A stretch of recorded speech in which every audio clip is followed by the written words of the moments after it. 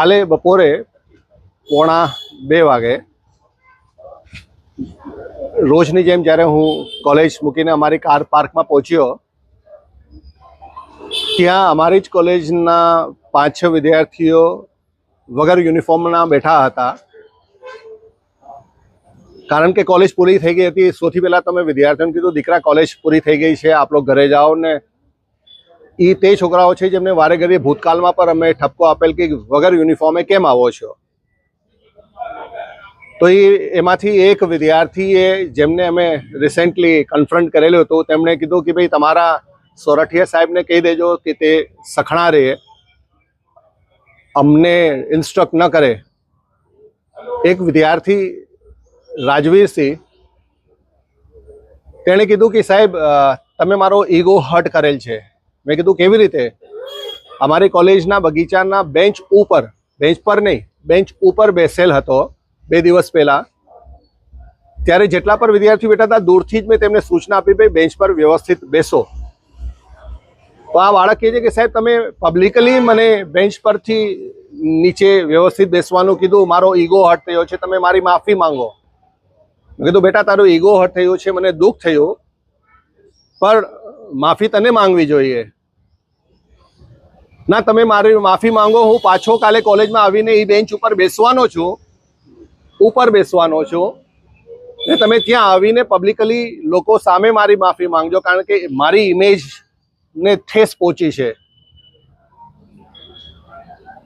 અન્ય જે વિદ્યાર્થીઓ છે, જે લોકોને અમે વારે ઘડીએ કોલેજથી બહાર યુનિફોર્મમાં હતા, નહોતા આવતા, એમને ઠપકો આપેલો હતો, એ લોકો કે અમે કોલેજમાં વગર યુનિફોર્મે જ આવવાના છીએ.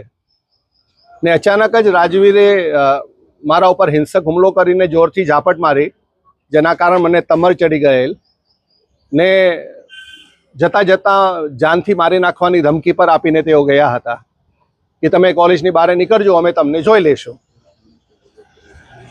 હું Mohan Bhanushali, president Tolani arts and science alumni association.